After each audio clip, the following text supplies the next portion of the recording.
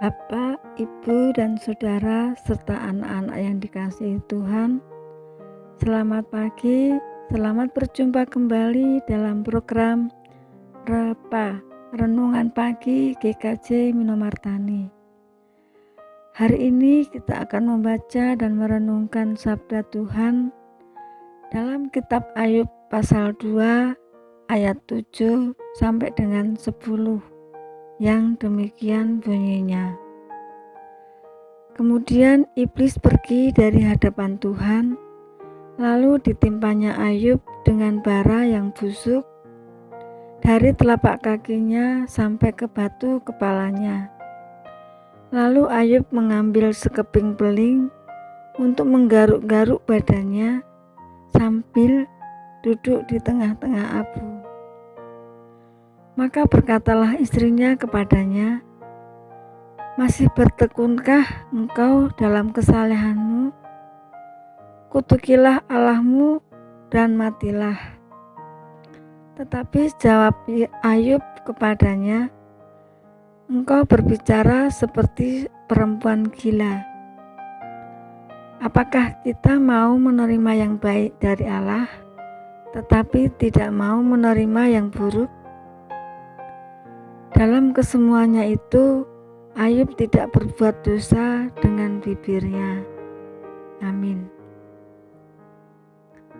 Tema renungan saat ini adalah menjalani hidup dengan hikmat. Bapak, Ibu, dan Saudara, serta anak-anak yang dikasihi Tuhan, kita tahu seperti apa rasanya rujak atau lutis. Ada yang rasa manis, asam, sepet, pahit, getir, dan sebagainya.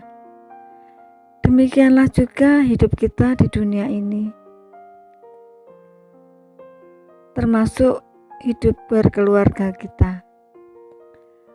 Keadaan yang kita jalani tidak ajak atau tetap, tetapi silih berganti.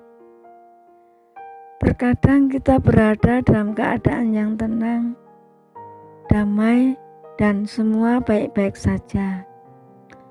Namun ada kalanya kita mengalami getirnya hidup, beratnya beban pergumulan yang kita hadapi, dan semuanya itu nampak tidak teratur. Bahkan terkadang komunikasi kita dengan suami, istri, anak-anak lancar tanpa kendala. Tetapi terkadang seolah-olah menempuh jalan buntu, diam dan tidak bergerak. Warna-warni hidup yang demikian juga dialami oleh Ayub, yang mana situasi sakit yang datang silih berganti. Istrinya mendorong Ayub untuk meninggalkan Allah, tetapi Ayub dalam langkah yang berat tetap memilih untuk bertahan dan mengarahkan hatinya kepada Allah. Dalam hikmatnya, ia berkata kepada istrinya, "Engkau berbicara seperti perempuan gila.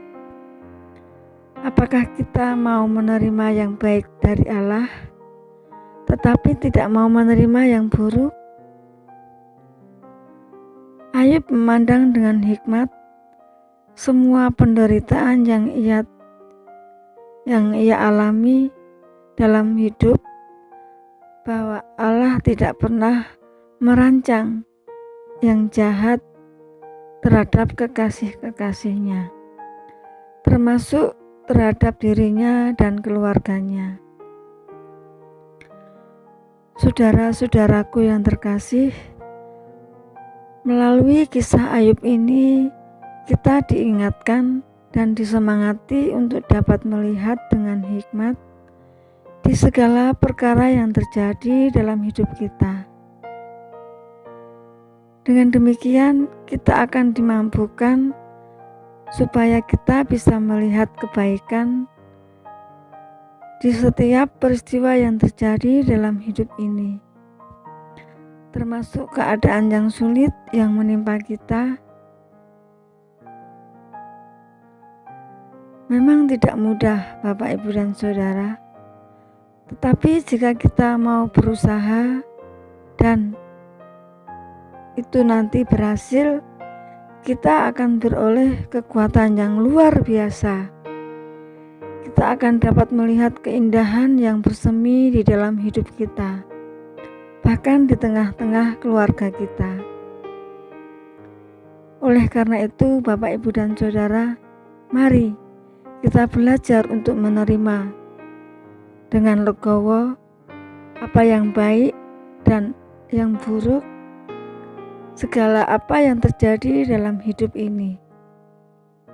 Amin. Mari kita berdoa. Bapa Surgawi, mampukan kami agar dapat melihat kebaikan dalam setiap hal yang terjadi dalam hidup ini, dan mampukan kami untuk mensyukurinya. Karena kami yakin selalu ada yang pantas untuk kami syukuri dalam setiap perkara dalam hidup ini. Dalam Kristus Yesus kami berdoa. Amin. Demikianlah renungan hari ini. Selamat beraktivitas, teriring berkat Tuhan.